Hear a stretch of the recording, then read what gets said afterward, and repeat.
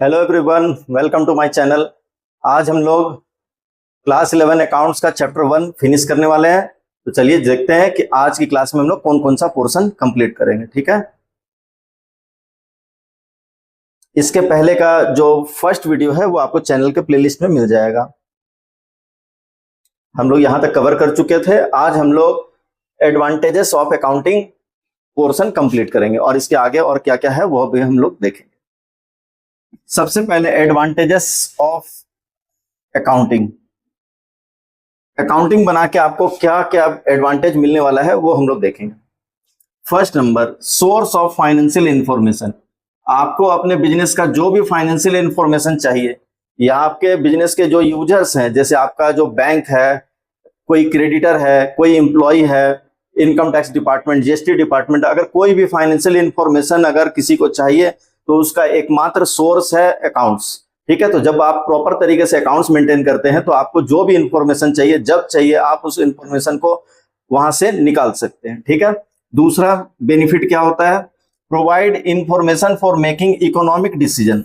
किसी भी तरह का इकोनॉमिक डिसीजन अगर आप लेना चाहते हैं, ठीक है, कि आने वाले टाइम पर बैंक से कितना लोन लेना चाहिए, टर्नओवर कितना रखना चाहिए, और इन्वेस्टमेंट करना है कि नहीं करना है, स्टॉक कितना रखना है, नई मशीन को खरीदना है कि नहीं खरीदना है, इसके लिए आपको डिसीजन मेकिंग करना पड़ता है। और डिसीजन मेकिंग के लिए अगर आप अकाउंट्स बना के रखते हैं, यानी प्रॉपर तरीके से अकाउंट्स मेंटेन करते हैं लास्ट ईयर का, उसके पहले साल का, तो आप क्या करते हैं, कंपैरेटिव एनालिसिस कर पाते हैं और भी बहुत तरह के टूल्स होते हैं जिससे आप डिसीजन मेकिंग कर पाते हैं। तो इसके लिए अकाउंट्स बनाना बहुत जरूरी हो जाता है। तो अकाउंट का सबसे बड़ा फायदा होता है कि आप डिसीजन मेकिंग आराम से कर पाते हैं। Third number, helpful in comparative analysis. Comparative analysis अगर आप करना चाहते हैं तो उसके लिए भी अकाउंट्स बनाना जरूरी हो जाता है। ठीक है, कंपैरेटिव एनालिसिस का मतलब एक साल के फिगर को दूसरे साल के फिगर से हम लोग क्या करते हैं, कंपेयर करते हैं। ठीक है, जिससे पता चलता है कि बिजनेस किस पोजीशन में है, यानी लास्ट ईयर का क्या पोजीशन था, करंट ईयर का क्या पोजीशन है, जिससे बहुत तरह से आप डिसीजन मेकिंग कर पाते हैं। और ये कंपैरेटिव एनालिसिस दो टाइप का होता है, एक इंटर फर्म और एक इंट्रा फर्म। यानी कि फर्म के अंदर अंदर भी आप मतलब अपने ही बिजनेस के 2 साल के फिगर को आप कंपेयर कर सकते हैं, या फिर किसी अदर बिजनेस के दूसरे बिजनेसमैन जो आपका कॉम्पिटिटर है उसके बिजनेस के साथ के फिगर को भी अपने बिजनेस के फिगर के साथ आप क्या कर सकते हैं, कंपेयर कर सकते हैं। ठीक है, तो ये फैसिलिटी आपको कैसे मिलेगी, अकाउंट्स बना के। ठीक है, fourth number, helpful in tax planning. आप जब टैक्स देना चाहेंगे तो आपको सबसे पहले आपका जो प्रॉफिट है वो कितना है वो पता होना चाहिए। और प्रॉफिट कैसे निकलेगा, अकाउंट्स प्रिपेयर करके। और कई बार हम लोगों को एडवांस टैक्स भी पे करना पड़ता है, तो एडवांस टैक्स के लिए भी आपको क्या करना पड़ता है, अगर आप प्रॉपर तरीके से अकाउंट्स बनाएंगे तभी जाके आप एस्टिमेट लगा पाएंगे कि आपको कितना एडवांस टैक्स देना है। यानी एडवांस टैक्स कैलकुलेट करने के लिए या फाइनल टैक्स कैलकुलेट करने के लिए प्रॉपर अकाउंट्स बना हुआ बहुत जरूरी होता है। 5 number, provides legal evidence. Court में किसी भी तरह का कोई डिस्प्यूट हो जाए, ठीक है, तो आप अपने अकाउंट्स को एक एविडेंस की तरह कोर्ट में पेश कर सकते हैं, सबूत के तौर पर कोर्ट में दे सकते हैं। यह सबसे बड़ा फायदा अकाउंट्स बनाने का होता है। Base for procurement of bank loan. Bank से अगर आप लोन प्रोक्योर करना चाहते हैं, लोन लेना चाहते हैं, तो जब भी आप बैंक से लोन लेना जाएंगे रियल लाइफ में भी, तो आप देखेंगे बैंक आपसे क्या मांगता है, कुछ अदर पेपर के साथ साथ आपसे आपका अकाउंट जो है, यानी कि trading and profit and loss account और बैलेंस शीट लास्ट 3 इयर्स का और आने वाले 2 साल का जो बजटेड यानी estimated profit and loss account और बैलेंस शीट है वो भी मांगता है। यानी कम से कम 5 इयर्स का जो trading profit and loss account और बैलेंस शीट बैंक में देना पड़ता है। तो अगर आप अकाउंट्स बनाते हैं तो ये बैंक से लोन लेने के लिए बहुत ही अच्छा क्या होता है, बेस बनता है। क्योंकि कोई भी बैंक जब आपको बिजनेस के लिए लोन देगा तो वो आपका अकाउंट्स देखना चाहेगा, उसी के बेसिस पर वो देखेगा कि आपको कितना लोन दिया जा सकता है।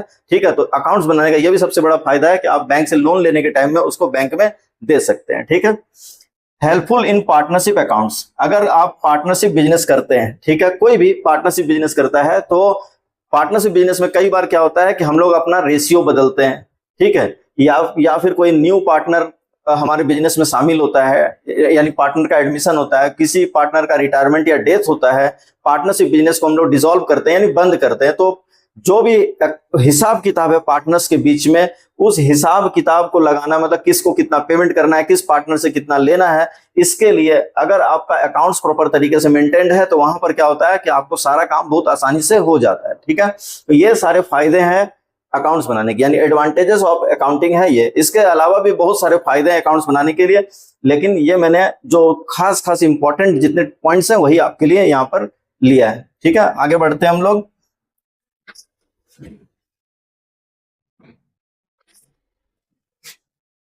इसके बाद जो टॉपिक हम लोग करेंगे वो है लिमिटेशन ऑफ अकाउंटिंग। लिमिटेशन का मतलब आप इसको डिसएडवांटेज भी समझ सकते हैं, या फिर ऐसा समझ सकते हैं कि अकाउंट्स कहां कहां पर अकाउंट्स थोड़ा सा खराब साबित हो जाते हैं। ठीक है, यानी अकाउंटिंग की बुराइयां क्या क्या है वो उसी को लिमिटेशन बोलते हैं। ठीक, फर्स्ट नंबर लिमिटेशन क्या है देखिए, accounting is not fully exact. Exact नहीं है। ठीक है, एग्जैक्ट किसको बोलते हैं, जो एकदम क्या बोलते हैं, जो किसी एविडेंस के आधार पर, यानी अकाउंट्स में हम लोग क्या करते हैं, जो भी अकाउंट्स बनाते हैं, जर्नल एंट्री करते हैं, यानी बुक्स ऑफ अकाउंट्स बनाना शुरू करते हैं, तो वहां पर हम लोग एविडेंस के आधार पर ही अकाउंट्स बनाते हैं। यानी कोई भी परचेज है तो परचेज के लिए उसका जो वाउचर होगा वो वाउचर के आधार पर परचेज की एंट्री करेंगे। सेल जब रिकॉर्ड करेंगे तो सेल के वाउचर के हिसाब से करेंगे। किसी भी एक्सपेंसेस का जब हम लोग एक्सपेंसेस को रिकॉर्ड करेंगे तो एक्सपेंसेस का जो वाउचर होगा, जो एविडेंस होगा, उसके आधार पर हम लोग एंट्री करते हैं। यानी कि अकाउंट्स आप देखेंगे कई जगह पर पूरा एग्जैक्ट होता है, यानी एक्सपेंसेस या इनकम या कोई भी चीज होने के बाद उसका एविडेंस देख के हम लोग एंट्री करते हैं। लेकिन बहुत सारे ऐसे भी सिचुएशन है जहां पर अकाउंट्स क्या होता है, एग्जैक्ट नहीं होता है, अंदाज से एस्टिमेटेड फिगर्स को वहां लिखा जाता है। जैसे कि हम लोग जब किसी मशीन के ऊपर डेप्रिसिएशन लगाते हैं किसी भी एसेट के ऊपर में, तो हम लोग क्या वहां पर जब आप अभी ये क्लास 11 का फर्स्ट चैप्टर है, जब आप आगे बढ़ेंगे ना तो बहुत सारी चीजों को आप और अच्छी तरीके से समझ पाएंगे। जैसे कि हम लोग जब आगे बढ़ेंगे इसी क्लास 11 के अकाउंट्स में, तो आप एक डेप्रिसिएशन नाम का चैप्टर पढ़ेंगे। तो डेप्रिसिएशन चैप्टर में जब आप जाएंगे तो वहां पर देखेंगे डेप्रिसिएशन अलग अलग मेथड से लगाया जाता है। तो डेप्रिसिएशन का एक मेथड है स्ट्रेट लाइन मेथड, जहां पर हम लोग मशीन या किसी भी एसेट का एक एस्टिमेटेड लाइफ निकालते हैं। एस्टिमेटेड लाइफ मतलब एक्सपर्ट जो होते हैं वो अंदाज से बताते हैं कि कोई भी पर्टिकुलर एसेट को आप खरीदेंगे तो ये 10 साल तक आप यूज कर पाएंगे, 5 साल तक यूज कर पाएंगे। तो ये क्या है, एस्टिमेटेड लाइफ है। एस्टिमेटेड लाइफ अंदाज से निकाला गया है जो कि एग्जैक्ट नहीं है। ठीक है, तो इसके आधार पर जब आप डेप्रिसिएशन लगाते हैं तो वो डेप्रिसिएशन भी क्या होता है, एग्जैक्ट नहीं होता है। और डेप्रिसिएशन एग्जैक्ट नहीं होता है तो उसके कारण जो प्रॉफिट लॉस होता है वो भी एग्जैक्ट नहीं निकल पाता है। इसीलिए बोला जाता है कि अकाउंटिंग जो है वो कहीं कहीं पर एग्जैक्ट नहीं होता है। यानी कि बाद बाकी सभी जगहों पर एविडेंस के आधार पर एंट्री करते हैं तो एग्जैक्ट होता है, लेकिन कई जगहों पर यह एग्जैक्ट नहीं होता। ठीक है, आगे अनरियलिस्टिक इंफॉर्मेशन। अनरियलिस्टिक इंफॉर्मेशन, जैसे कि मैं इसी एग्जांपल को और आगे बढ़ाते हैं। जैसे मैं आपको एक एग्जांपल से समझाता हूं। मान लीजिए कि एक मशीन मैं परचेज करता हूं। ठीक, एक्सपर्ट्स का मानना है कि इसकी एस्टिमेटेड लाइफ 10 साल है, यानी इस मशीन को मैं ज्यादा से ज्यादा 10 साल चला पाऊंगा। और 10 साल के बाद जब हम लोग इसको कबाड़ी में स्क्रैप में बेचेंगे तो इसका 10,000 रुपया वापस मिल जाएगा। ठीक है, यानी स्क्रैप में बेच के 10,000 वापस मिल जाएगा।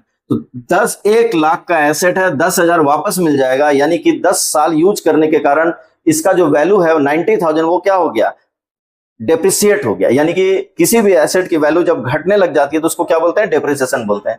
1 लाख का एसेट परचेज किए, 10 साल के बाद 10,000 वापस मिल जाएगा। एस्टिमेटेड लाइफ जो कि अंदाज से निकाला गया वो 10 साल है। अगर इस बेसिस पर हम लोग डेप्रिसिएशन निकालते हैं तो वो डेप्रिसिएशन कितना होगा, वो डेप्रिसिएशन हर साल का 9,000 आ जाएगा। यानी कि फर्स्ट ईयर भी 9,000, सेकंड ईयर भी 9,000, थर्ड ईयर भी 9,000, यानी जब तक एसेट को यूज करेंगे 10 साल तक हर साल का डेप्रिसिएशन फिक्स हो जाएगा 9,000 9,000 9,000। आप लोग खुद बताइए क्या ये रियलिस्टिक है? रियल लाइफ में कोई भी मशीन क्या एकदम एग्जैक्ट 9,000 का ही क्या होगा, एग्जैक्ट 9,000 का ही वो डेप्रिसिएट होगा और उसके बाद रुक जाएगा? ऐसा तो नहीं होता है। यानी किसी साल एसेट ज्यादा यूज होगा, किसी साल थोड़ा कम यूज होगा, लेकिन डेप्रिसिएशन कितना निकल के आ गया सामने में, 9,000। यानी कि अगर हम लोग इस आधार पर डेप्रिसिएशन निकालते हैं एस्टिमेटेड लाइफ के आधार पर, तो जो इंफॉर्मेशन निकल के आएगा वो क्या होता है, अनरियलिस्टिक होता है। यानी रियल में जो हो रहा है उससे थोड़ा अलग होता है। ठीक है, इसीलिए बोला जाता है कि अकाउंटिंग एग्जैक्ट भी नहीं है और क्या है, कहीं कहीं पर, हर जगह पर नहीं, कहीं कहीं पर अकाउंटिंग क्या हो जाता है, अनरियलिस्टिक हो जाता है। कुछ मजबूरी है जिसके कारण। ठीक है, third number, accounting ignores the qualitative elements.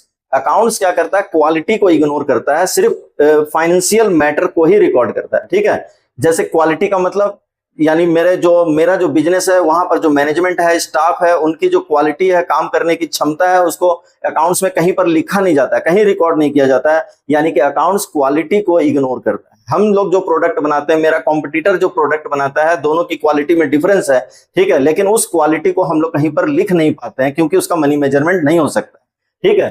Accounts क्या होता है, क्वालिटी को इग्नोर करता है, सिर्फ मनी मैटर्स को ही रिकॉर्ड करता है। यह भी एक बुराई है।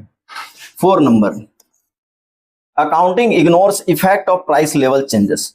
देखिए, आप तो सभी को जानते हैं कि प्राइस लेवल कई बार चेंज होता है, ठीक है, इन्फ्लेशन के कारण, ठीक। लेकिन अकाउंट्स में जो भी इंफॉर्मेशन, यानी किसी भी एसेट को हम लोग खरीदते हैं तो हम लोग उसको हिस्टोरिकल कॉस्ट में लिखते हैं। हिस्टोरिकल कॉस्ट मतलब अगर मैं किसी एसेट को 5 लाख में खरीदता हूं तो मैं अपने बैलेंस शीट में यानी बुक्स ऑफ अकाउंट्स में उस एसेट को 5 लाख में दिखाऊंगा, ठीक है। इस साल भी 5 लाख में दिखाऊंगा, अगले साल भी उसको 5 लाख के आधार पर ही डिप्रिसिएशन लेस करके मैं उसको दिखाऊंगा, ठीक है। लेकिन मार्केट में इन्फ्लेशन के कारण, प्राइस लेवल चेंज होने के कारण मार्केट वैल्यू उस एसेट का हो सकता है काफी बढ़ गया हो, लेकिन हम लोग हिस्टोरिकल कॉस्ट को मानते हैं। इसीलिए जो भी एसेट हम लोग परचेस करेंगे तो हम लोग उसको हिस्टोरिकल कॉस्ट यानी जितने में खरीदे हैं उसी के आधार पर दिखाते हुए आगे बढ़ेंगे, ठीक है, जबकि मार्केट में उसका प्राइस लेवल कई बार बदल चुका होगा, ठीक है। ये भी एक बुराई है किसके, अकाउंटिंग की, ठीक है। ये प्राइस लेवल चेंजेस को क्या करता है, इग्नोर करता है, जिससे कि कई बार जो रियल फिगर है ना, वो निकलकर सामने नहीं आ पाता है, जिससे कि प्रॉफिट भी क्या होता है एक्चुअल में पता नहीं चल पाता है, ठीक है। ये एक बुराई है अकाउंट्स की। ब्रांचेस ऑफ अकाउंटिंग, यानी आप इसको टाइप्स ऑफ अकाउंटिंग भी बोल सकते हैं। अकाउंटिंग 3 टाइप्स का होता है, financial accounting, cost accounting, management accounting, ठीक है। अब ये कहां कहां यूज किया जाता है मैं आपको बताता हूं। फाइनेंशियल अकाउंटिंग का मतलब जो हम लोग पढ़ रहे हैं क्लास 11 में, वो फाइनेंशियल अकाउंटिंग है, जहां पर हम लोग सबसे पहले जर्नल बनाते हैं, फिर लेजर बनाते हैं, फिर ट्रायल बैलेंस बनाते हैं, फिर हम लोग trading profit and loss account और बैलेंस शीट बनाते हैं, यानी complete books of accounts maintain करते हैं फाइनेंशियल अकाउंट के अंदर, ठीक है। इस फाइनेंशियल अकाउंट से किसी भी बिजनेस का प्रॉफिट और लॉस का पता चलता है, दूसरा कितना एसेट और लायबिलिटी बिजनेस के अंदर है उसका पता चलता है, ठीक है। तो ये फाइनेंशियल अकाउंटिंग जितना भी टाइप का बिजनेस है, चाहे वो प्रॉफिट ऑर्गेनाइजेशन हो, नॉन प्रॉफिट ऑर्गेनाइजेशन हो, ठीक है, ट्रेडिंग बिजनेस हो, चाहे मैन्युफैक्चरिंग बिजनेस हो। ट्रेडिंग बिजनेस का मतलब जहां पर हम लोग किसी प्रोडक्ट को लाते हैं, खरीद के लाते हैं और बेचते हैं, ठीक है, यानी सिर्फ सेल परचेस करते हैं। बना बनाया प्रोडक्ट है, सिर्फ उसको खरीद के लाते हैं और बेच देते हैं। और एक होता है मैन्युफैक्चरिंग कंसर्न, ठीक है। तो मैन्युफैक्चरिंग हो, ट्रेडिंग हो, प्रॉफिट ऑर्गेनाइजेशन हो, नॉन प्रॉफिट ऑर्गेनाइजेशन हो, कोई ट्रस्ट हो, एनजीओ हो, सबको फाइनेंशियल अकाउंटिंग बनाना पड़ता है ताकि अपना फाइनेंशियल पोजीशन क्या है उसका पता चल सके, ठीक है। अब आइए कॉस्ट अकाउंटिंग। कॉस्ट अकाउंटिंग को सिर्फ मैन्युफैक्चरिंग बिजनेस के द्वारा ही बनाया जाता है। यानी कि मान लीजिए कि अगर मैं कोई फैक्ट्री चलाता हूं, किसी प्रोडक्ट को बना के बेचता हूं, तो मैं आप क्या कौन सा अकाउंट मेंटेन करूंगा, कॉस्ट अकाउंट मेंटेन करूंगा। इसको बनाते क्यों है, जैसे कि मान लीजिए मैं कोई प्रोडक्ट बना के बेच रहा हूं, तो उस प्रोडक्ट को बनाने में क्या खर्चा आएगा, उस प्रोडक्ट को बनाने में क्या कॉस्टिंग आएगी, उसका कॉस्ट पता लगाने के लिए कॉस्ट अकाउंटिंग को बनाया जाता है, जहां पर हम लोग उस प्रोडक्ट से related material, wages, factory expenses, office expenses, selling expenses, other और भी जो भी एक्सपेंसेस है सारा उसमें ऐड करते हैं। उसके बाद देखते हैं कि टोटल कॉस्ट कितना आएगा, और उस कॉस्ट में फिर हम लोग प्रॉफिट ऐड करते हैं, जिससे कि प्रोडक्ट का सेल प्राइस डिसाइड होता है, ठीक है। तो प्रोडक्ट का कॉस्ट पता लगाने के लिए और प्रोडक्ट का सेल प्राइस पता करने के लिए कॉस्ट अकाउंटिंग को मैन्युफैक्चरिंग यूनिट के द्वारा बनाया जाता है, ठीक है। और मैन्युफैक्चरिंग यूनिट 2 तरह के अकाउंट्स को बनाता है, एक तो कॉस्ट अकाउंटिंग को बनाएगा ही बनाएगा, और कंपलसरी तौर पर वो फाइनेंशियल अकाउंट को भी बनाएगा। यानी कि अगर कोई आदमी फैक्ट्री चला रहा है तो उसको कॉस्ट अकाउंट तो बनाना ही पड़ेगा, साथ में ये भी बनाना पड़ेगा, क्योंकि ये सभी को बनाना पड़ता है, ठीक है। अब आइए मैनेजमेंट अकाउंटिंग। मैनेजमेंट अकाउंटिंग कहां बनाया जाता है?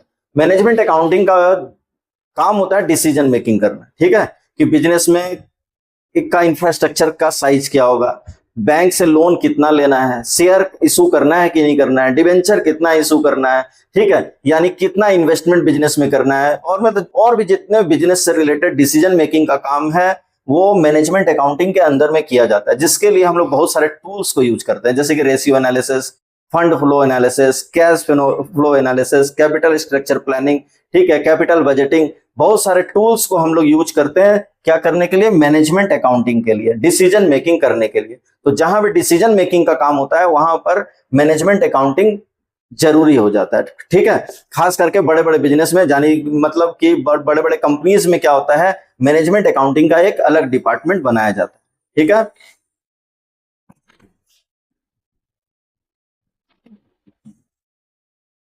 अब हम लोग बात करेंगे qualitative characteristic of accounting information, यानी अकाउंटिंग इंफॉर्मेशन जो है उसके अंदर क्या क्वालिटी होनी चाहिए, अब हम लोग उसके बारे में बात करेंगे। 4 तरह की क्वालिटी अकाउंटिंग इंफॉर्मेशन के अंदर में होनी चाहिए। चौथा है ये। ठीक है,